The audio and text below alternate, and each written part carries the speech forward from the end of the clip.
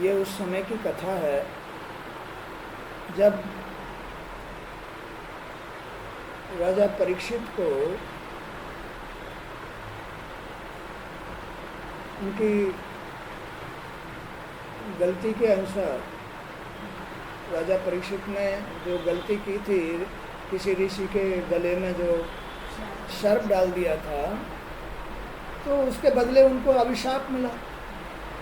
सबको मिलता है, ये भगवान की लीला है, सांसारिक लीला है। ये हमें अपनी सांसारिक लीला को समझ लेना चाहिए।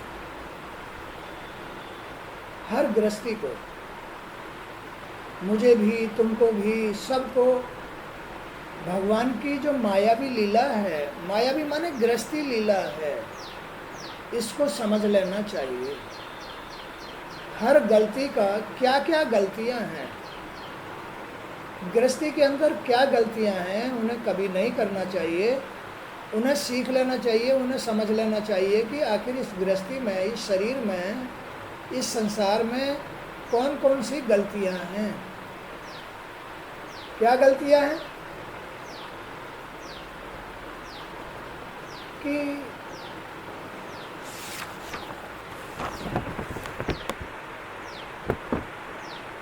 इसका प्रलय कैसे होता है, जन्म मरण कैसे होता है, इसमें धर्म अधर्म क्या है, इसमें किसी की आत्मा को दुखाने का क्या मतलब है, इसमें कुकर्म करने का क्या मतलब है, इसमें रोग पीड़ा आने का क्या मतलब है, रोग कैसे आ जाते हैं, इसमें हानि कैसे आ जाती है, इसमें आदमी चिंतित क्यों हो जाता है, टेंशन में क्यों हो जाता है। ये सारी भगवान की मायावी लीलाएं हैं, इन्हें समझ लेना चाहिए। अगर नहीं समझोगे तो और दुख पे दुख उठाओगे। समझ लेने से इन समस्याओं का समाधान आदमी कर लेता है कि भाई ये समस्या पैदा हो गई, बीमार हो गया आदमी, इसको तो डॉक्टर को दिखाना ही पड़ेगा, तो ये एक समस्या है। भाई आदमी के हाथ या पैर में कहीं भी चोट लग गई, भाई अब तो इसका उपचार करना ही पड़ेगा। तो ये भगवान की मायावी लीलाएं हैं और इसमें उपाय भी हैं। सब उपाय भी हैं। इसमें विषय विकारों के साथ लिपट के रहना चाहिए या इनसे दूर रहना चाहिए, इनसे दूर रहना चाहिए, ये उपाय है। लिपट के रहना, ये एक किसी बुराई को न्योता देना है, किसी बुराई को बुलाना, किसी हानि को, किसी खराबी को बुलाना है, किसी की आत्मा दुखाना, ये भी एक बुराई है, ये भी कोई ना कोई नुकसान देगी जरूर। किसी की आत्मा को दुखाना, अगर किसी का भला ना कर सको तो किसी का बुरा भी मत करो। अगर बुरा करोगे तो वो भी न्योता देता है, न्योता देता है ना। राग द्वेष, इस शरीर के अंदर राग द्वेष भी बुराई है। अगर तुम ये बुराई करोगे, राग द्वेष माने लड़ाई झगड़ा या मतलब किसी की खोटी खरी चुगली चपाटी, ये करोगे, ये बुराई है, तो तुम्हें इसका भी दंड भुगतना पड़ेगा। तो इसका भी उपाय है शांत रहना, शुद्ध रहना, मन से शुद्ध रहना। तो आप इन बातों को समझो। अगर तुम नहीं समझे हुए हो तो निश्चय ही उनका दंड भुगतना पड़ेगा। यही फैसला है इसके अंदर, इस शरीर के अंदर यही फैसला है कि इसमें केवल अच्छाई का ही वास होना चाहिए। तभी तुम्हारा जीवन सरल हो सकता है, तभी तुम्हें शांति मिल सकती है, तभी तुम्हें संतोष मिल सकता है। अगर इसमें नहीं, इसमें कर्म करने के लिए मना नहीं किया गया है। कर्म करो, मेहनत करो, अपने हाथ पैर से कमा करके पेट भरो, इसके लिए मना नहीं किया गया, क्योंकि तुम संसार में हो। संसार में तो कर्म करना पड़ेगा, संसार में तो शरीर से मेहनत करनी पड़ेगी, इसके लिए भगवान ने मना नहीं किया है। लेकिन वो कहता है कि कर्म में गलती मत करो,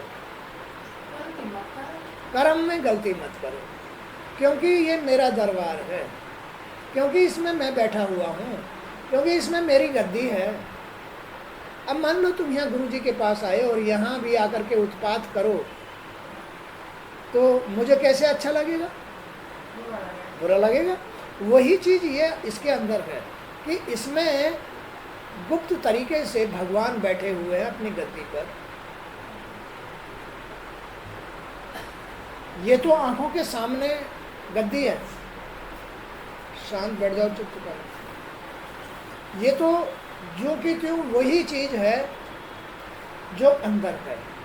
जैसे बाहर गुरुजी इस गद्दी पे बैठे हैं, ऐसे ही अंदर गुरुजी रूप परमात्मा अंदर गद्दी पे बैठा है। अब तुम देखो कि यहाँ गुरुजी गद्दी पर बैठ करके तुम्हें कैसी सलाह दे रहे हैं, कैसे विचार व्यक्त करते हैं। तुम लोगों को प्रेम करते हैं, तुम लोगों को प्यार करते हैं, तुम लोगों को अच्छी बात सुनाते हैं, तुम लोगों को राह रास्ते देते हैं, तुम्हारा जीवन सफल करने की सोचते हैं। वही बात अंदर है। अंदर जो गद्दी पर भगवान बैठे हुए हैं, वो क्या चाहते हैं? जीव का कल्याण करना चाहते हैं, उसे सही रास्ता देना चाहते हैं, उसे उसका मोक्ष कराना चाहते हैं, उसे बुराइयों में से, गलती में से निकालना चाहते हैं। जो बाहर गुरुजी गद्दी पे बैठ करके तुम्हें सलाह देते हैं, भागवत सुनाते हैं, ऐसे ही अंदर भी भगवान अपनी गद्दी पे बैठे हुए हैं। वो भी यही चाहते हैं जो गुरुजी चाहते हैं, जो गुरुजी चाहते हैं वही भगवान चाहते हैं, जो भगवान चाहते हैं वही गुरुजी चाहते हैं। दोनों का मतलब एक है। अब यहाँ मान लीजिए ये बच्चे आकर के उत्पात करें,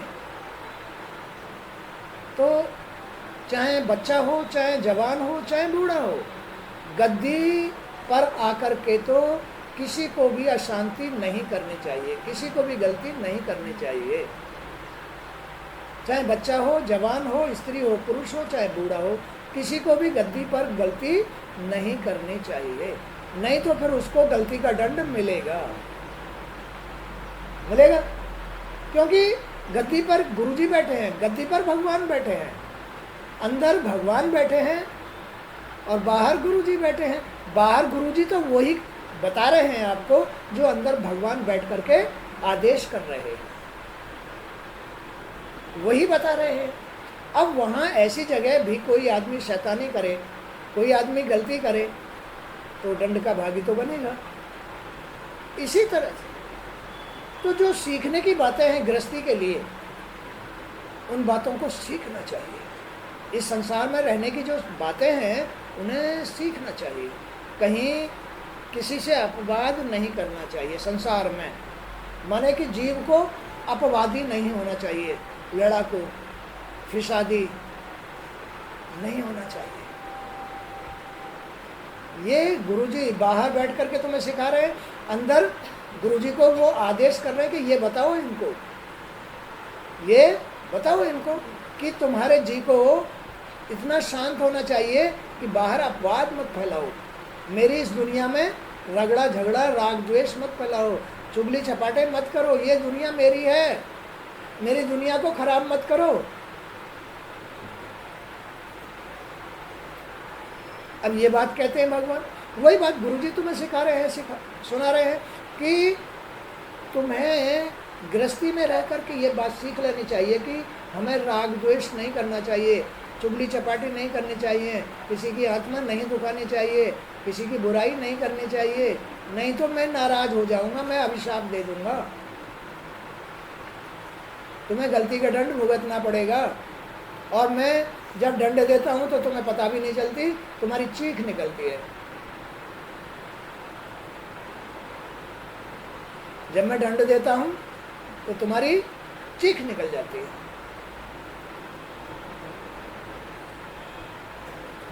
तो राजा परीक्षित ने सुखदेव जी से पूछा, राजा परीक्षित ने वो कथा चल रही है, सुनाने वाले सुखदेव हैं और सुनने वाले परीक्षित हैं। परीक्षित ने ये कथा गंगा के किनारे सुखदेव जी से सुनी। उन्होंने यही बात सीखी कि आखिर मैं इस संसार का एक राजा हूँ, सारी प्रजा मेरी संतान है। जैसे एक घर के मुखिया की जो घर है वो देश का ही रूप है। ये एक छोटा देश है, अपना जो घर है ये एक छोटा देश है, लेकिन इसका भी सिस्टम वही है जो एक राजा का होता है। एक राजा का सिस्टम भी वही है जो एक माँ बाप का होता है। अब राजा को कैसा होना चाहिए? उसे शुद्ध मन, शुद्ध हृदय, शुद्ध बुद्धि, शुद्ध सोच, यानी उसके हृदय पर भगवान का वास होना चाहिए, तो वो प्रजा की देखभाल करेगा, वो प्रजा का हितैषी होगा, भगवान उस पर मेहरबान होगा ऐसे राजा पर। लेकिन चूंकि कलयुग बढ़ता चला जा रहा है, आजकल राजाओं की भी बुद्धि फेल है। कलयुग में गलती से गलती बुद्धि फेल कर देती है। राजाएं, उनकी बुद्धि आजकल फेल है, वो नहीं समझ पाते। चाहे वो चीन हो, चाहे वो कोरिया हो। कोरिया का राजा पता है क्या करता है? अरे अभी तुमने सुना ही नहीं कोरिया का राजा क्या करता है। कोरिया का राजा बड़ा गंदा है, बहुत गंदा है। क्या गंदा है, क्या गंदगी है उसके अंदर? वो एक नंबर का, क्या कहना चाहिए, वो वैश्यावृत्ति का आदमी है। जो स्कूलों में लड़कियां पढ़ने जाती हैं, उनमें जो सुंदर बच्ची होती है उसे वो भोगता है। बताइए कितना गंदा है। वो उसका खाना विदेशों से आता है। वो एक दिन में कई लाखों का खर्चा करता है, कई लाखों का, खान पीन में, पहनने में, वैश्यावृत्ति में। ऐसा है कोरिया का राजा, चीन का राजा। चीन बहुत बड़ा देश है, लेकिन वहां खान पीन अच्छा नहीं है। अब यथा राजा तथा प्रजा, जैसा राजा होता है वैसी प्रजा होती है, जैसा घर का मालिक होता है वैसे ही संतान होती है। तो चीन का जो राजा है उसका कंट्रोल कम है। वैसे तो कंट्रोल बहुत है, खान पीन पे कोई कंट्रोल नहीं है। आबादी हमारे देश से भी ज़्यादा है चीन की आबादी। वहाँ ये नियम है कि सिर्फ एक ही बच्चा पैदा करना है, दूसरा कर दिया तो पाबंदी है, जेल में चले जाओगे, ये पाबंदी है वहाँ। अब क्या हुआ, वहाँ नियम के अनुसार ही कोई भी बच्चा पैदा कर सकता है। इतनी मतलब जो है सख्त पाबंदी है। वहाँ खान पीन का कोई सिस्टम नहीं है। कीड़े मकोड़े, मछली, चकचूंदर, छछूंदर, छपकली, कुत्ते, बिल्ली, सुअर, गधे, इनका मांस खाया जाता है।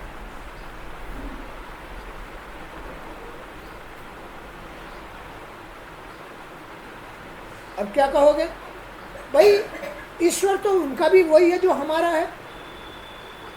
संसार तो जो हम जिस संसार में रह रहे हैं वो भी उसी संसार में रह रहे हैं, लेकिन उस घर का खानदान कैसा है, उस घर का खान पीन कैसा है, उस घर का खानदान कैसा है, उनकी बुद्धि भ्रष्ट रहती है। कोई देश कैसा ही है, कोई देश कैसा ही है, कोई देश कैसा ही है। माने कि ये छोटे छोटे घर हैं, किसी का घर कैसा ही है, किसी का घर कैसा ही है, किसी का घर कैसा ही है। इसीलिए अलग अलग जो नियम धर्म के विपरीत घर चल रहे हैं वो दुखी है। भगवान उनके घरों को दंड देते हैं, देशों को दंड देते हैं। अब देखो चीन के अंदर कितनी बाढ़ आई हुई है, बह गए, कई करोड़ आदमी बह गए, मर गए। क्यों मर गए? क्योंकि वहां के कर्म ठीक नहीं है। उस देश का भी मालिक वही एक ईश्वर है। लेकिन वहां के कर्म देख करके भगवान उनको दंड दे रहा है। समझ लो ये बात को। मेरा घर है, मेरे घर में प्याज, लहसुन, अंडा, मीट ये कुछ नहीं खाया पिया जाता है। भगवान मेरे घर को भी देख रहा है, मेरे घर का भी मालिक वही ईश्वर है। अब दूसरे घर में जाओ, मैं दूसरे के घर का मालिक थोड़ा ही हूँ, मैं तो अपने घर का मालिक हूँ। लेकिन वही ईश्वर तो सबके घरों का मालिक है, वो तो सबको देख रहा है। मैं एक घर का मालिक हूँ, मैं एक राजा हूँ, मैं एक देश का मालिक हूँ। इस संसार में तो बहुत सारे देश हैं, बहुत सारे घर हैं, तो मैं अपने घर का मालिक हूँ, मैं अपने घर की व्यवस्था कर सकता हूँ। तुम अपने अपने घर की व्यवस्था करो, नहीं तो गलती करोगे अगर मुझे तुम मांस चढ़ाओगे। माने मांस चढ़ाने का अर्थ मतलब तुम अगर मेरा ध्यान नहीं करते, मेरा आदर नहीं करते, मेरे खान पीन का तुम्हें ध्यान नहीं है, मैं कैसी वस्तु खाता हूँ? बताओ कैसी वस्तु खाते हैं भगवान? सात्विक वस्तु। वो सब्जी भी खाते हैं, वो फल भी खाते हैं, वो खीर भी खाते हैं, लेकिन जो बहुत सारे घरों में खाए जाते हैं, प्याज, लहसुन, अंडा, शराब, वो नहीं खाते। भगवान सत्य है, सात्विक है। सात्विक क्यों है? क्योंकि उनका खान पीन, उनकी संगति देवताओं की है, और खान पीन उनका सात्विक वस्तुओं का है, और वो नियमित धर्मी हैं, इसलिए वो सत्य नारायण हैं। वो सत्य है, उनका खान पीन सच्चा, उनकी संगति सच्ची, इसलिए वो भगवान है। अब आदमी हैवान क्यों बन गया? जबकि उनका ही अंश है। खान पीन से बन गया, संगति से बन गया। सबसे पहली चीज है खान पीन। अपने घर में सबसे पहली चीज खान पीन है। प्याज खाना, लहसुन खाना, अंडा खाना, मीट खाना है। अच्छा, बहुत सारी चीजें, मसूर की दाल खाना, सफेद बैंगन खाना, तेज मिर्च मसाले खाना। आनंद नहीं है ना भाई? आज सब्जी में टेस्ट नहीं आया, क्यों नहीं आया? तेज मिर्च मसाला नहीं है। तो ये सब असात्विक भोजन है, भगवान ग्रहण नहीं करते हैं। पाउडर का दूध पी रहे हैं, थैली का दूध पी रहे हैं, भगवान नहीं पीते, भगवान स्वीकार नहीं करते। पाउडर का दूध, थैली का दूध भगवान स्वीकार नहीं करते, वो सात्विक गऊ का दूध स्वीकार करते हैं। गैया मैया का दूध स्वीकार करते हैं। गाय के दूध की खीर स्वीकार करते हैं, भैंस के दूध की खीर स्वीकार नहीं करते।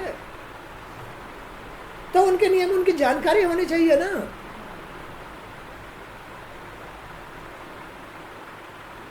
तब तुम्हारा इन दंडों से पीछा छूटेगा। ये जो दंड भरने पड़ते हैं, ये जो बुद्धि फेल हो रही है, ये जो कलयुग बढ़ रहा है, ये ज्ञान न होने की वजह से बढ़ रहा है। ज्ञान बिना हर जीव दुखारी। अब ज्ञान नहीं है तो गृहस्थी कैसे चलेगी? कहीं ट्रक में से, कहीं ट्रैक्टर में से गिरेगा, कहीं कोई ऑटो मतलब टक्कर मार जाएगा, कहीं मतलब जो है कोई नुकसान दे जाएगा, कहीं वो आकर के अपने घर में स्त्री को तबाह करेगा, परेशान करेगा, मारेगा, कूटेगा, बच्चे चिल्लाएंगे, रोएंगे। ये हाल असात्विक पुरुष का होता है। असात्विक है, ये असात्विक पुरुषों के लक्षण बन जाते हैं अपने आप में। ये भाई पुरुष तो ईश्वर का अंश है, हर घर में भगवान बैठे हैं, लेकिन क्या करें? सिंहासन पर बैठने की बजाय वो कहीं छुप जाते हैं। कहाँ छुप जाते हैं? किसी कोने में छुप जाते हैं, दीवार में छुप जाते हैं, दीवार में छुप जाते हैं, क्योंकि वो सर्वव्यापी है। सिंहासन पर नहीं बैठते। क्यों नहीं बैठते? क्योंकि उस घर में बदबू आ रही है, लहसुन की बदबू आ रही है। भगवान कैसे रुकेंगे वहाँ? गद्दी पर नहीं बैठेंगे भगवान वहाँ, क्योंकि लहसुन की गंध भगवान को अप्रिय है। इसलिए भगवान कहीं ना कहीं छुप जाते हैं, चलो छुप जाते हैं। और कभी कभी तो उस घर में से निकल जाते हैं तो उसमें मरने मतलब जो है मौत आनी शुरू हो जाती है। भगवान निकल गए तो मौत आनी शुरू हो जाएगी। इसलिए भगवान के होकर रहो ना, सात्विक भोजन करो, सात्विक संगति रखो, सात्विक सोच रखो, सात्विक बातें सुनो, सात्विक कर्म क्रियाएं करो, तो तुम भगवान के साथ रहोगे। भगवान तुम्हारे हृदय पर बैठेगा, बड़े ही तुम्हारे अंदर दयालुता आ जाएगी, सबसे प्रेम करने की बुद्धि हो जाएगी, सोच हो जाएगी। नहीं भाई, कुछ नहीं रखा है इस संसार में, इस संसार में तो बस भगवान के साथ रहने में ही आनंद आता है। फालतू फंड की जगहों में बैठना, फालतू फंड की बातें करना, बेकार की चर्चा करना, राग द्वेष करना, ये अच्छी बात नहीं है। इससे तो ये तो भाई बुरे लोगों के कारनामे हैं। बुरी बातें करना हैं, बुरे मतलब बुरी बुरी चर्चाएं करना, तेरे मेरे की बातें करना, दूसरे में कमी देखना, उसकी बुराई करना हैं, और अपने घर में कलह कलेश करना, मारपीट करना, बच्चों को परेशान करना, ये सब दरिद्रता की निशानी है। भगवान घर छोड़ के चले जाते हैं।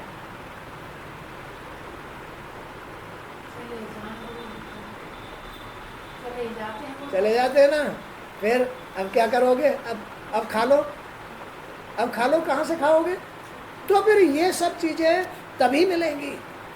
भगवान अपने भक्त को कभी भूखा नहीं छोड़ सकते। भगवान भक्त की बेइज्जती, भगवान भक्त के ऊपर आया संकट कभी सहन नहीं करते हैं। प्रहलाद को देखो ना, प्रहलाद को उसके बाप ने कितना कष्ट दिया, लेकिन हर जगह भगवान ने बचाया। बहुत मौके दिए हिरण्याकुश को, सुधर जा सुधर जा सुधर जा सुधर जा सुधर जा, लेकिन नहीं सुधरा। अपने अहंकार में उस बच्चे को, अपने बेटे को मारने के लिए बहुत प्रयत्न किए। यहाँ तक कि अपना जो गुरु था, उस गुरु से भी यही कहा कि इसको किसी तरह से अपनी तांत्रिक क्रिया से मार दो। लेकिन भगवान तो सब कुछ देखते हैं ना, भगवान तो अंतर्यामी भक्तों के साथी हैं, भगवान तो भक्तों के रक्षक हैं। शुक्राचार्य ने प्रयत्न तो किया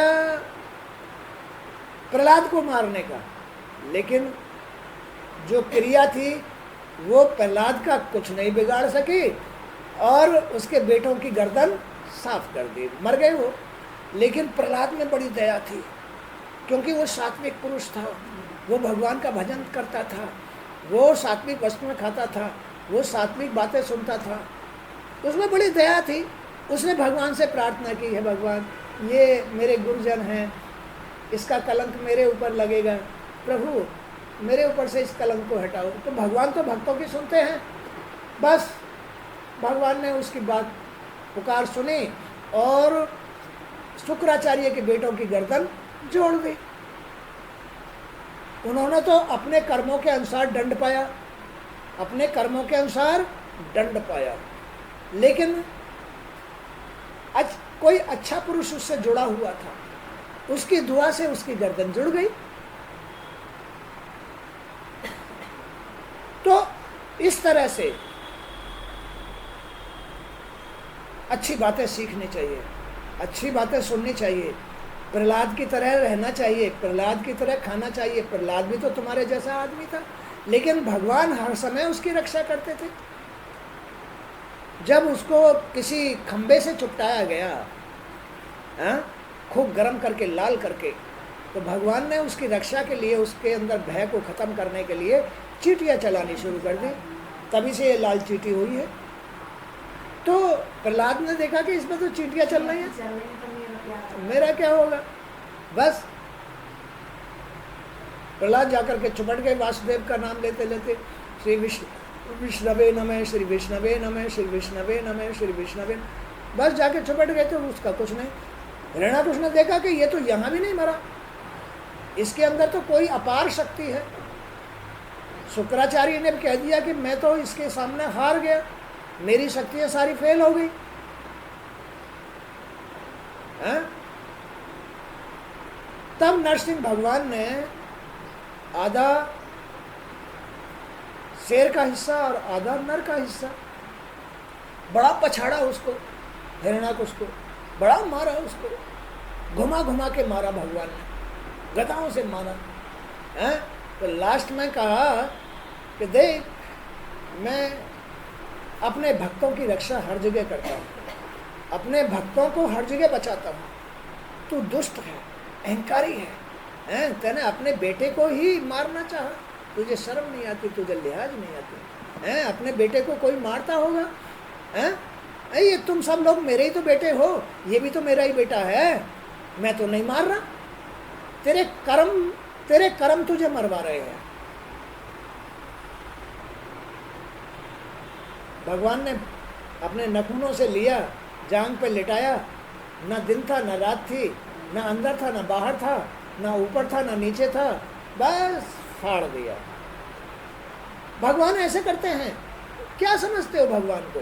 भगवान कोई आकृति नहीं है, भगवान कोई वस्तु नहीं है, कोई लकड़ी नहीं है, कोई हड्डी नहीं है। भगवान सब कुछ है, भगवान अंतर्यामी है, भगवान कण कण में वास करता है, भगवान हर जगह मौजूद होता है, सबकी सुनता है, सबके अंदर है। इसलिए भगवान का कभी भी अनादर नहीं करना चाहिए। अरे भाई, क्या रखा है प्याज खाने में? कुछ रखा है क्या? जहां तुम्हारा भगवान तुम्हारे कर्म से रूठ रहा है, वहां ये काम नहीं करना चाहिए। भगवान तुम्हारे घर में नहीं आ रहा है किसी वजह से, तो उस काम को हटा देना चाहिए, रोक देना चाहिए। बगैर भगवान के तुम्हारा गुजारा हो जाएगा, बगैर भगवान के तुम्हारी जिंदगी चल जाएगी, बगैर भगवान के तुम्हारी मदद हो जाएगी। फिर क्यों तुम भूले हुए हो भगवान को? क्यों भगवान से बहस करते हो? प्याज खाना कोई अमर मूर है क्या? वो तो नहीं खाते। भगवान का भोग कहीं प्याज की वस्तुओं से लगता है क्या? कहीं देखा है? प्याज लहसुन कहीं भंडारे होते हैं, कहीं प्याज लहसुन पड़ते हैं? कभी कथा हवन होते हैं, उनमें बच्चों को भोजन कराया जाता है, कन्या जमाई जाती है, उनमें प्याज लहसुन पड़ते हैं क्या? नहीं पड़ते, क्योंकि भगवान का भोग है। भगवान के भोग में ये चीज़ें नहीं चलती हैं।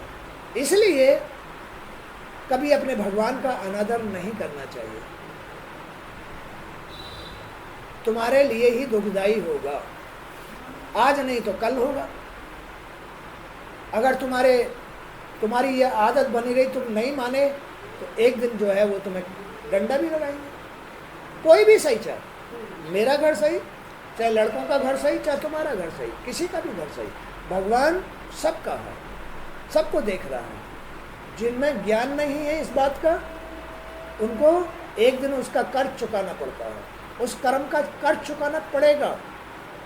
भगवान का दरबार इतना सच्चा है, आज नहीं तो कल, और कल नहीं तो मरने के बाद कर्ज चुकाना पड़ेगा, हर हाल में कर्ज चुकाना। इसलिए अभी से सावधान हो जाना चाहिए। तो यही बातें यहाँ समझाई हैं। राजा परीक्षित ने श्री सुखदेव जी से पूछा, भगवान आप वेद वेताओं में श्रेष्ठ हैं, मैं आपसे ये जानना चाहता हूँ, जब ब्रह्मा जी ने नारद जी को भगवान के स्वरूपों का वर्णन सुनाकर भगवान के गुणों का प्रचार करने का आदेश दिया, तब उन्होंने किन किन को किस किस रूप में उपदेश दिया? क्योंकि भगवान की चरित्र लीलाएं जनमानस के लिए अत्यंत मंगलकारी है। भगवान की ये चरित्र लीलाएं जो अभी मैं तुम्हें सुनाई हैं, ये लीलाएं हर जीव के लिए बड़ी मंगलकारी हैं, मंगल करती हैं, अमंगलों को दूर कराती हैं। ये कथाएं, ये लीलाएं, भाई कोई माने तो उसका भी भला, न माने तो उसका भी भला, मर्जी तुम्हारी है।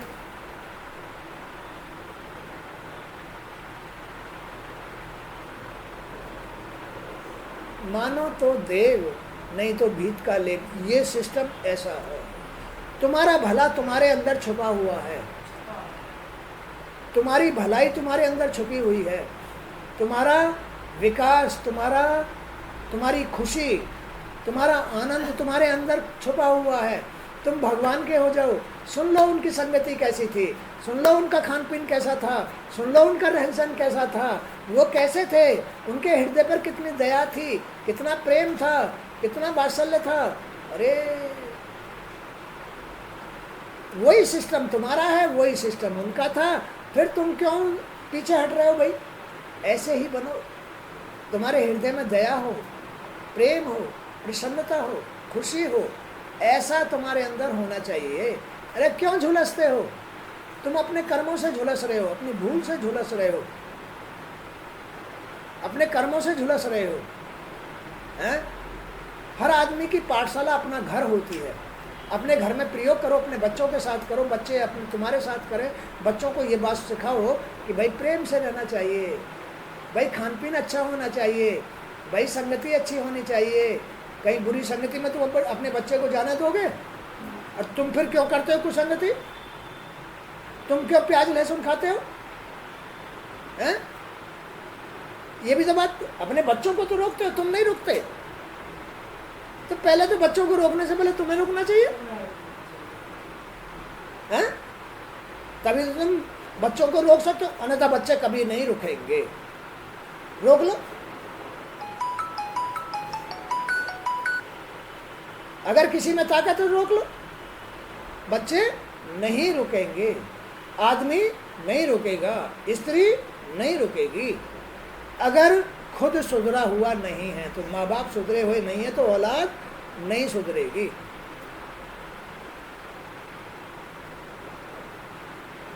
क्या समझ में आ गया?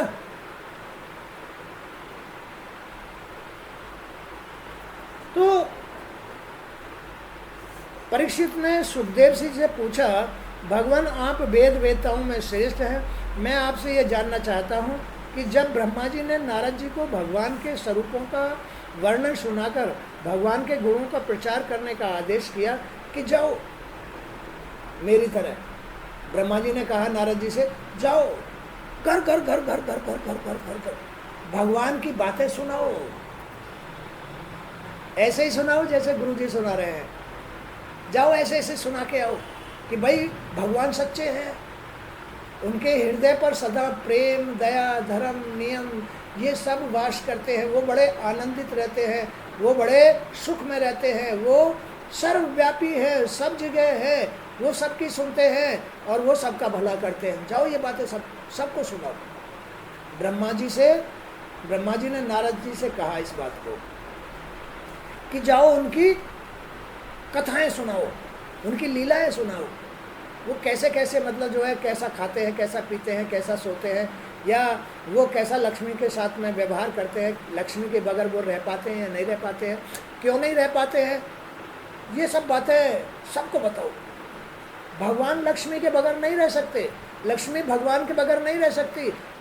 लक्ष्मी क्योंकि इसने सत को धारण किया हुआ है, भगवान को धारण किया हुआ है, इन बातों को धारण किया हुआ है कि अच्छी संगति, सुख शांति, हंसी खुशी, है ना, अच्छा खाना पीना, अच्छी संगति, इन बातों को इन्होंने धारण किया हुआ है। तो ये बगैर सच्चाई के नहीं रह सकती, इन्होंने सच्चाई को धारण किया हुआ है। शुद्ध खान पीन, शुद्ध संगति, शुद्ध बातें, राग द्वेष नहीं करते, ये लड़ाई झगड़ा नहीं चाहती, ये तो प्रेम भाव चाहती है। जिस घर में स्त्री पुरुष में प्रेम भाव होगा, बच्चों के साथ प्रेम होगा, बच्चों के साथ प्यार होगा, खान पीन अच्छा होगा, प्याज लहसुन नहीं खाया जाता होगा, जहाँ घर रोज साफ सुथरा होकर के कपड़े सपड़े धुल करके धूप है, ये सब गंधक वगैरह जलाई जाती होगी, सुगंधी जलाई जाती है, वहाँ लक्ष्मी का वासा होता है। जहाँ इतनी सी भी गंदगी ना हो, जहाँ इतनी सी भी नेगेटिविटी ना हो, जहाँ इतनी सी भी अशुद्धि ना हो, जहाँ सुगंधी होगी, जहाँ सत्य होगा, जहाँ नियम होंगे, वहाँ माँ लक्ष्मी रहेगी। अब ये चीज नहीं है तो फिर कैसे रहेगी?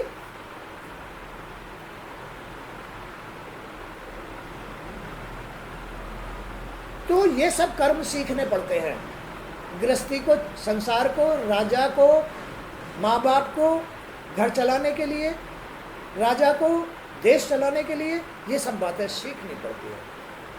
अब ब्रह्मा जी ने नारद जी को भेजा कि जाओ भगवान के विषय में चर्चा करके आओ, घर घर चर्चा करके आओ।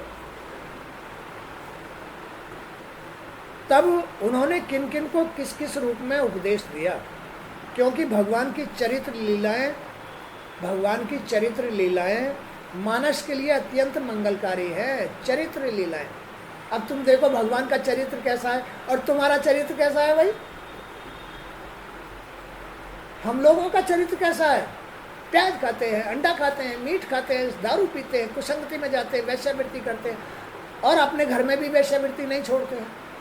प्रेम नहीं है, दया नहीं है, धर्म नहीं है, ऐसा चरित्र है हमारा। तो है जरा भी धैर्य नहीं है, जरा भी शांति नहीं है, जरा भी संतोष नहीं है, जरा भी भगवान को याद नहीं करते, उनकी लाज नहीं रखते, उनकी इज्जत। तुम भगवान की इज्जत करोगे तो वो तुम्हारी करेंगे। मान लो तुम ये कपड़ा पहने हुए हो, ये भी वही नियम है, अगर तुम इसको नहीं धोगे तो तुम्हारी इज्जत करेगा, ये तुम्हारी इज्जत छिड़वा देगा। इसको रोज साफ करके धो, प्रेस करके पहनो। तुम इसकी इज्जत कर रहे हो, ये तुम्हारी इज्जत करेगा। ऐसे ही भगवान का हिसाब है, भगवान की तुम इज्जत करो, वो तुम्हारी करेगा।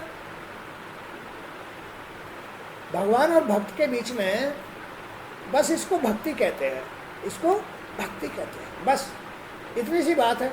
बाकी इसी नियम से चलना चाहिए। ब्रह्मा जी नारद जी को यही उपदेश दे करके भेज रहे हैं, घर घर जा करके ये बातें बताओ कि भगवान का ये स्वरूप है, ये चरित्र है, तुम ऐसे रहो, चरित्रवान बनो। आप मुझे बताइए कि मैं अपने मन को आसक्ति रहित करके किस प्रकार भगवान श्री कृष्ण में तन्मय होकर अपना यह शरीर छोड़ सकूं। ब्रह्मा जी कह रहे हैं उनसे, नारद जी से, कि भाई ये सब बातें समझा के आओ।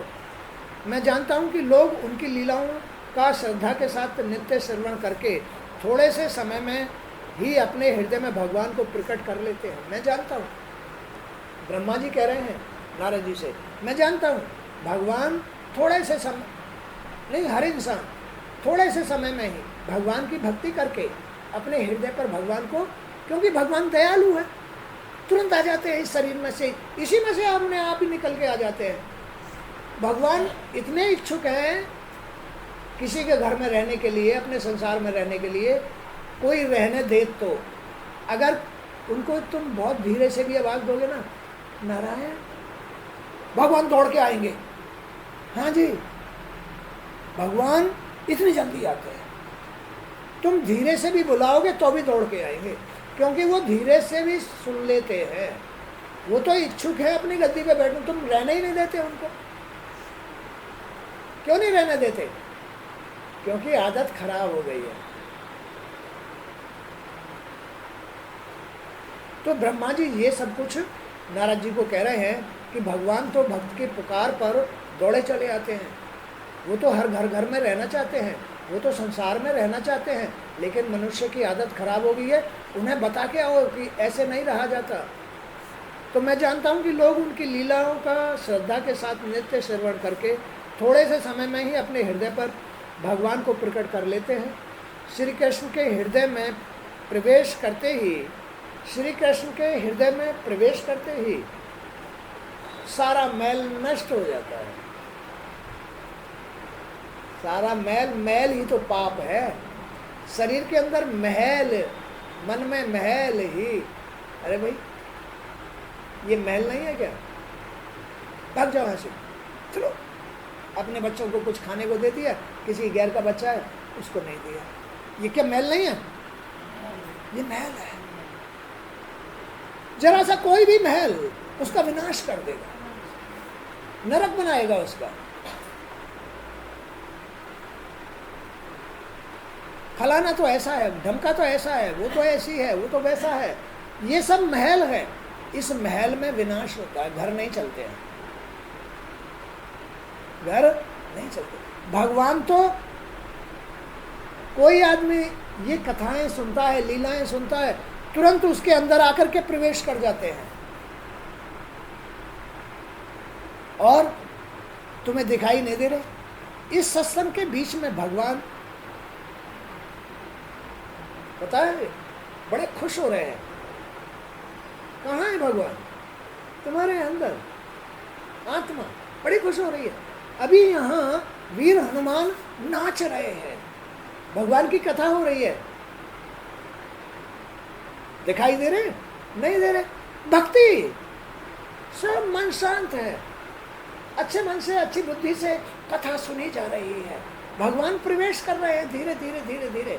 हनुमान जी नाच रहे हैं, जितने भगवान प्रवेश कर रहे हैं उतनी भक्ति बढ़ रही है। भक्ति ही हनुमान का रूप है।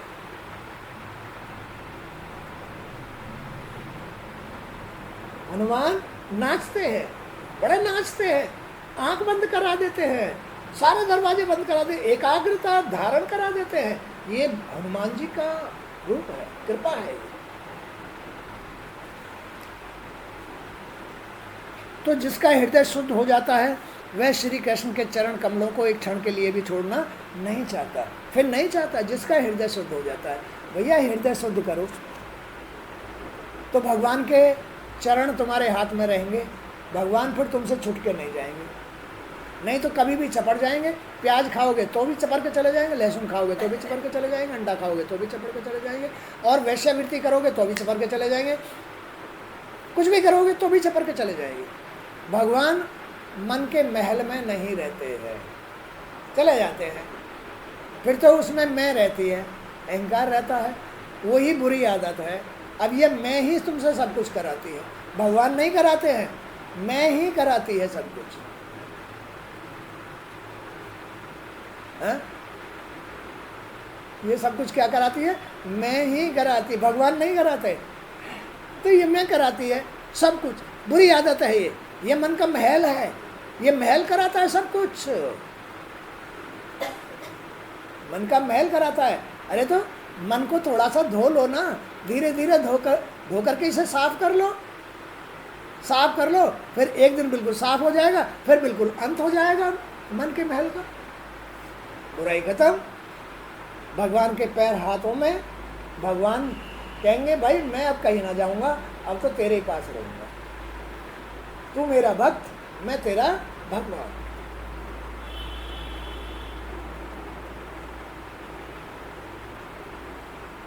ये ऐसा खेल है। भगवान, यह सत्य है कि जीव का पंचभूतों से कोई संबंध नहीं है, जीव का पंचभूतों से कोई संबंध नहीं है। अरे फिर क्या हो गया ये? जब जीव का पंचभूत माने इस शरीर से कोई संबंध नहीं है, फिर भी इसमें क्यों आ सकता है ये? भाई जीव तो आत्मा थी, अब ये जीव बन गया, आत्मा जीव बन गई। ये कैसे बन गई? शरीर के महल से, मन के महल से। आँख, कान, मन बड़ा विचलित हो रहा है, बड़ा क्या पता नहीं क्या है, गोलगप्पे खाने को विचलित हो रहा है, रसगुल्ले खाने को विचलित हो रहा है, आज तो प्याज लहसुन का छौंक लगा करके ना सब्जी बनाएंगे, मन विचलित हो रहा है। ये है मन का महल। फिर जीव तो ईश्वर का अंश है जी, फिर ये महल कहाँ से आ गया जीव में? शरीर में से आ गया है ना, जीव के श्वास से आ गया, आँखों कानों शरीर के स्पर्श से आ गया। महल, ये मन का महल है जो जीव को महला कर देता है, जी को महला कर देता है। लेकिन जब भगवान के चरण अपने हाथ में आ जाते हैं, भगवान उसको गंदा नहीं होने देता है। जब तुम्हारी बुद्धि, तुम्हारी सोच, तुम्हारा मन सत्कर्म करने लग जाए, समझ लो भगवान तुम्हारा साथ दे रहा है, समझ लो भगवान तुम्हारा साथ दे रहा है। साफ साफ बातें हैं, खुलासा कर रहे हैं भगवान। अमीरी गरीबी ये सब कर्मों के पीछे है। भगवान गंदे आदमी को अमीर बनाता है, शुद्ध आदमी को अपने गले लगा लेता है, सच्चा बना देता है, मोक्ष आनंदित करता है, उसे कभी दुखी नहीं होने देता है। उसके बच्चों को भूखा इतना जरूर देता है कि उसको, उसके बच्चों को, भक्त के बच्चों को, परिवार को भूखा नहीं रहने देगा, गले लगा के रखेगा। लेकिन जिसका नरक बनाएगा, जिसको दंड देगा, उसको धन दे देगा। धन से क्या करेगा? वो दारू पिएगा, फिर रोज होटलों में जाएगा, फिर रोज वैश्यवृत्ति करेगा, बस गाड़ दिया गड्ढे में। तो धन ही, ये धन ही भगवान नहीं है, ये तो भगवान गुस्सा होकर के देते हैं। किसी को ज़्यादा धन देते हैं तो गुस्सा होकर के देते हैं, लेकिन किसी के साथ अगर वो प्रेम करते हैं तो उसका धन छीन लेते हैं और छीन करके उसे गले से लगा लेते हैं।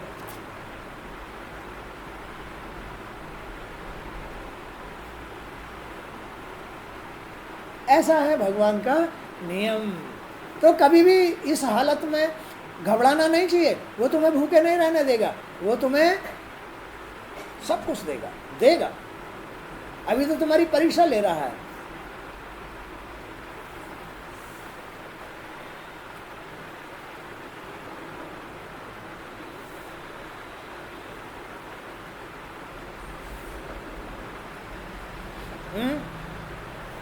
तो भगवान महाकल्प और उसके अंतर्गत अवान्तर कल्प किसे कहते हैं, ये प्रभु ये सब मुझे समझो।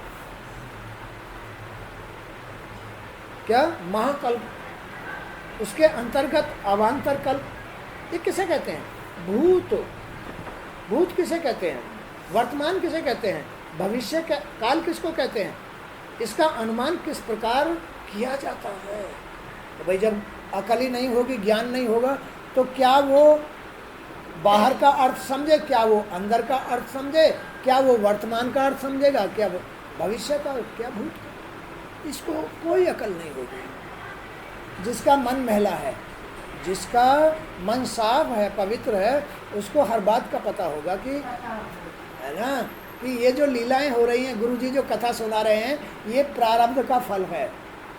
इसको कहते हैं भूतकाल। बगैर भूतकाल के मैं इस पोजीशन में नहीं आ सकता था। उन्होंने, मैंने, मेरी आत्मा ने पीछे पुण्य कमाया है, तो मुझे भागवत पढ़ने को, सुनने को मिल रही है। इसको भूतकाल कहते हैं। वर्तमान में जो मुझे देखने को मिल रहा है, इसको वर्तमान कहते हैं। इससे जो और फल बन रहा है पढ़ने से, सुनाने से, वो भविष्य है। अब वो कह रहे हैं कि महाकल्प और उसके अंतर्गत अवान्तर कल्प किसे कहते हैं? महाकल्प को। अब उसका मन कैसा है, अंतःकरण कैसा है? उसके अंतःकरण में भगवान बैठे हैं, तो वो है महाकल्प, अंतःकरण का। इसको कहते हैं अपने अंतःकरण का कल्प। और एक अवान्तर कल्प, यानी जो बाहर हो रहा है, अंतःकरण और बाहर, ये महाकल्प अवान्तर कल्प है। इसमें भूत, भविष्य और वर्तमान क्या है, ये मैंने तुम्हें बता दिया। भूत प्रारब्ध, वर्तमान तुम्हारी आंखों के सामने जो चल रहा है, और इससे जो फल बन रहा है वो भविष्य कहलाता है। क्या स्थूलधारी जीवों की आयु बंधी हुई है? स्थूलधारी शरीर किसको कहते हैं? स्थूलधारी, जिन्होंने, जो जीव इस शरीर के बंधन में बंधे हुए हैं। तो क्या स्थूलधारी जीवों की आयु बंधी हुई है? हाँ, बंधी हुई है, निश्चित है। उसकी एक एक सांस निश्चित है, एक एक सांस निश्चित है इसके अंदर। क्या स्थूलधारी जीवों की आयु बंधी हुई है? काल की सूक्ष्म गति और त्रुटि को तथा स्थूल गति को, वर्ष को किस प्रकार से जाना जाता है? अब ये सब बातें बहुत गहराई की चली जाती है। एक सेकंड में, अब तुम जब यहाँ 1 घंटे भागवत सुनोगे तो तुम्हारा 1 घंटा बड़ा कीमती हो गया। अब यहाँ से जा कर के तुम खर्राटे मारोगे 10 मिनट, 15 मिनट, 1 घंटा, वो तुम्हारा व्यर्थ चला गया। लेकिन इसमें सांस तो चल रही हैं। जितनी देर तुमने खर्राटे मारे, यानी तुमने अपना समय व्यर्थ किया, उतना तुम्हारा आयु कम हो गई। इसमें एक एक सेकंड का हिसाब है कि 1 सेकंड में कितनी सांस आती है, और कितनी सांस इसने व्यर्थ कर दी, उतनी आयु कम हो गई। अब तुम तो समझते हो हम तो आराम कर रहे हैं, आराम करने से हमारी आयु बढ़ जाएगी। बढ़ नहीं रही है, घट रही है, क्योंकि तुमने इतनी सांस व्यर्थ गंवा दी,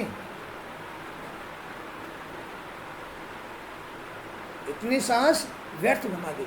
इसको सुलाने का भी नियम है, इसे 5 घंटे से ज़्यादा नहीं सोने देना चाहिए, नहीं तो तुम्हारी सांसें व्यर्थ चली जाएंगी।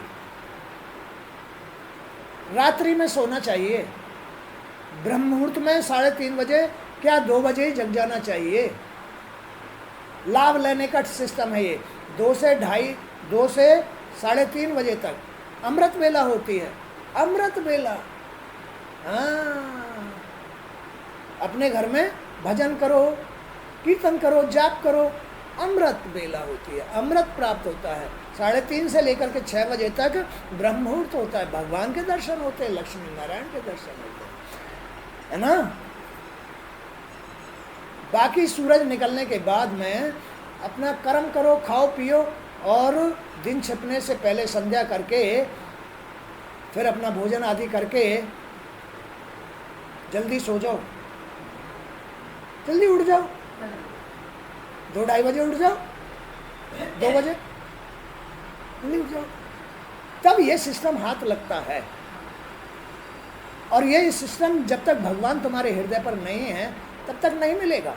और जब मन का महल दूर हो जाएगा, भगवान हृदय पर आ जाएंगे, तो ये सारा सिस्टम तुम्हारे हाथ में अपने आप आ जाएगा। अभी तुम्हें मन का महल तुम्हें सिस्टम में नहीं आने दे रहा है। मन का महल है तो इसे तुम लोग नहीं जानते हो, तुम तो वैसे ही गंवा देते हो, तुम तो वैसे ही गंवा रहे हो। इसे तो ज्ञानी लोग ही जानते हैं। ऐसा खेल है ये। तो क्या स्थूलधारी जीवों की आयु बंधी हुई है? हाँ, बंधी हुई है। काल की सूक्ष्म गति और त्रुटि को तथा स्थूल गति वर्ष को किस प्रकार से जाना जाता है? विविध कर्मों से जीवों को कितनी और कैसी विविध, क्या कह रहे हैं देखो, विविध कर्मों से अनेकानेक जो जिनके जीव बंधे हुए हैं काल की गति में, कर्म की गति में जिनके जीव बंधे हुए हैं, वो कह रहे हैं कि विविध कर्मों से जीवों को कितनी और कैसी गतियां प्राप्त होती है?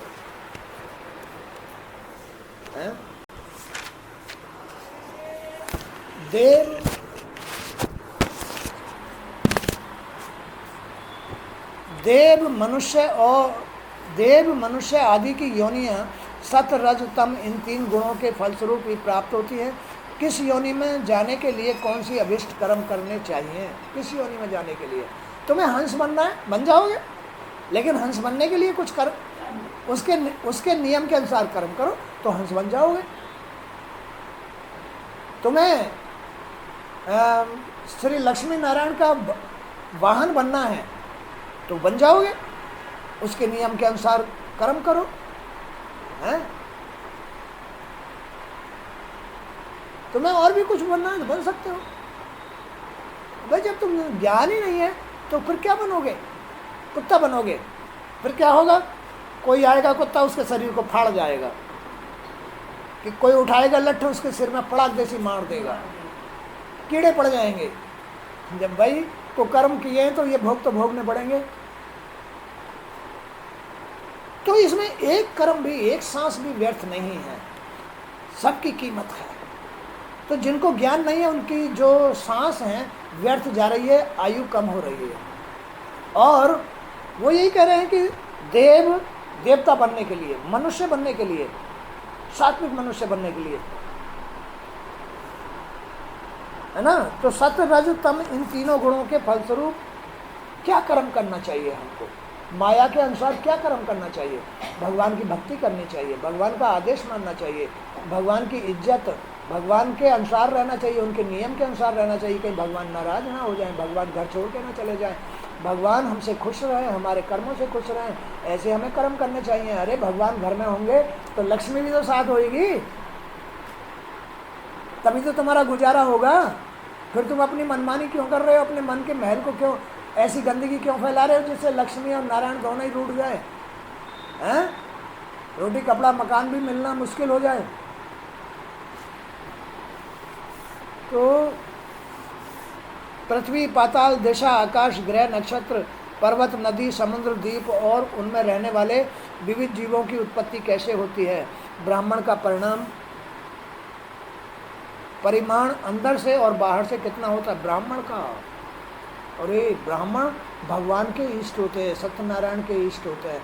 भगवान ब्राह्मण को ही भजते हैं, जो कर्मकांडी होते हैं, जो अपने इस संसार में कर्म क्रियाएं करते हैं, लोगों को शिक्षा देते हैं, लोगों को सही रास्ते पर चलने के लिए उन्हें उनके पाप नष्ट करते हैं, हवन करते हैं, कथा करते हैं, व्रत बताते हैं, उनके पापों को हर लेते हैं। तो ब्राह्मण भगवान के लिए बहुत ऊंची चीज है, बशर्ते वो कर्मकांडी हो। दारू पीने वाला ब्राह्मण नहीं, भंगी ब्राह्मण हो सकता है जो कर्मकांडी हो, उसके वहाँ जात पात नहीं है। जात पात तो यहाँ अपने कर्मों के अनुसार हम बनी हुई हैं। तो जो कर्मकांडी है वही ब्राह्मण। ब्राह्मण भगवान को बहुत प्रिय है, ब्राह्मण भगवान को बहुत प्रिय है। महापुरुषों के चरित्रों का, वर्णाश्रम के भेदों का और धर्म का सार क्या है। महापुरुषों के चरित्र कैसे होते हैं, कैसे होते हैं जरा। महापुरुषों के चरित्र अच्छे होते हैं, चरित्र, खान पीन अच्छा, संगति अच्छी, ये सब चरित्र की बात है।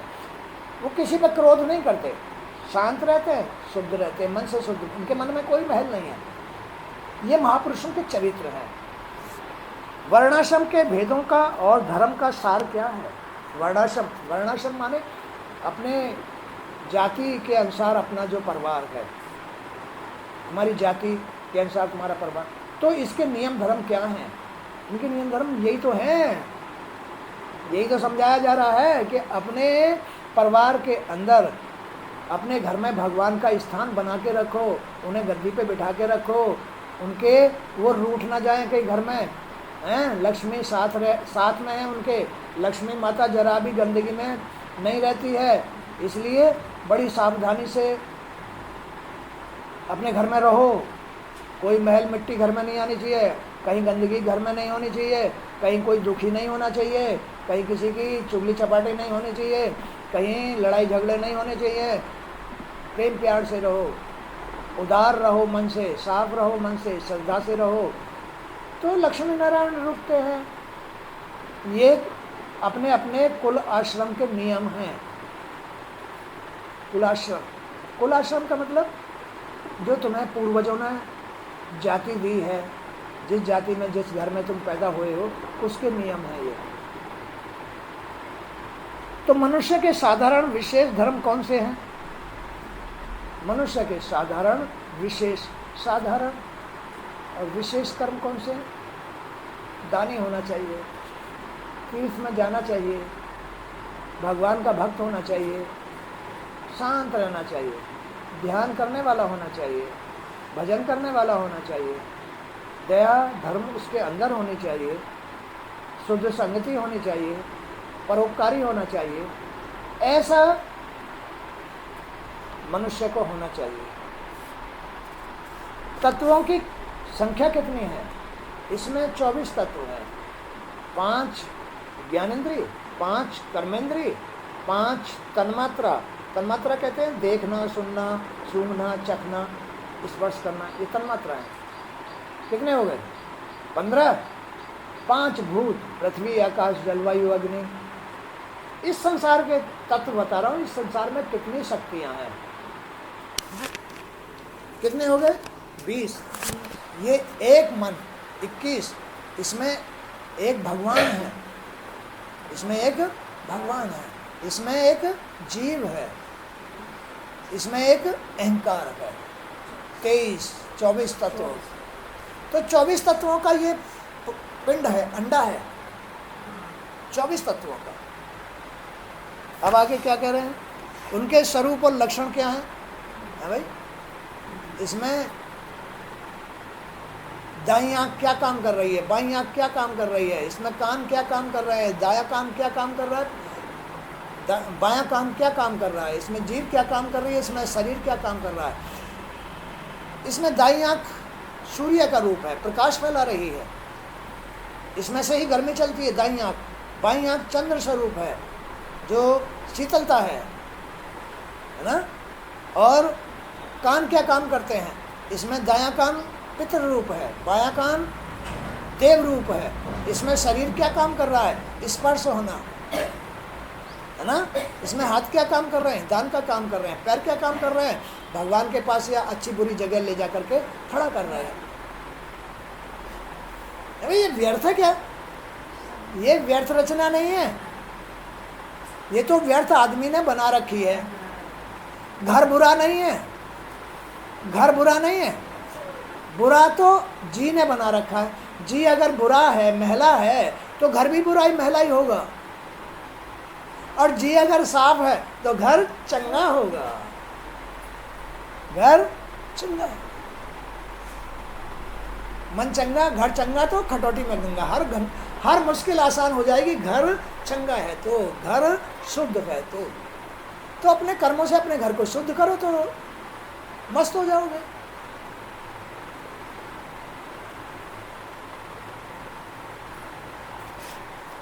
हे सुखदेव जी, अब ये परीक्षित पूछ रहे हैं सुखदेव जी से कि समस्त प्राणियों की उत्पत्ति, स्थिति, प्रलय कब और कैसे होती है, धर्म कर्म की साधना विधि क्या है, पाखंड कैसे पनपता है, आत्मा के मोक्ष का स्वरूप क्या है, भगवान पूर्ण रूप से स्वतंत्र हैं, फिर वे अपनी माया से किस प्रकार कीड़ा करते हैं। ये सारी कीड़ा, अमीरी, गरीबी, रोगी, दोषी, हंसी खुशी या नाराज या टेंशन, ये क्या है, भगवान की मायावी लीला है। कर रहे हैं भगवान ही, ये सारी उनकी क्रीड़ा है, क्रीड़ा खेल है ये। भाई जैसा करोगे वैसा ही पाओगे। विप्रवर, हे व्यास नंदन सुखदेव जी, मैं आपकी शरण में हूँ। आप कृपया करके मेरे प्रश्नों का एक एक करके उत्तर दीजिए। भगवान, मेरे प्राण उस कुपित ब्राह्मण के शाप के अतिरिक्त किसी और प्रकार से नहीं निकल सकते। आप मुझे भगवान की अमृत वाणी सुनाइए। सूत जी ने कहा, शौनकादि ऋषि और राजा परीक्षित की प्रार्थना पर श्री सुखदेव जी ने प्रसन्न होकर राजा के प्रश्नों का उत्तर दे दिया। इस तरह से दिया जैसे गुरु जी ने तुम्हें सुनाया है। ये सुखदेव जी ने परीक्षित के प्रश्नों का उत्तर दिया कि आखिर ये कोई व्यर्थ चीज़ नहीं है, ये बहुत ही मूल्यवान भगवान का स्वरूप है। इसे व्यर्थ नहीं करना चाहिए, इसे महला नहीं करना चाहिए। इसमें से ही सारी उत्पत्तियां हो रही हैं, इसमें से ही तो राग द्वेष, इसमें से ही भाव भक्ति, इसमें से ही भगवान तुम्हारे घर में, इसमें से ही तुम्हारे घर में से भगवान चले जाते हैं। तो तुम्हें जीना सीखना चाहिए, तुम्हें अपने घर का पता होना चाहिए, तुम्हारी आयु का पता होना चाहिए, तुम्हें भूतकाल, वर्तमान और भविष्य का पता होना चाहिए, तुम्हें हर बात का ज्ञान होना चाहिए, जिससे कि तुम अपना जीवन सुख में जी सको, जिससे कि तुम्हें अपने घर में भगवान मिल सकें, है ना। जन्म मरण कैसे होते हैं, इसमें रोग दोष कैसे आ जाते हैं, ये सब तुम्हारे सीखने की बातें हैं। तो आज का सत्संग यहीं तक। जय श्री कृष्ण।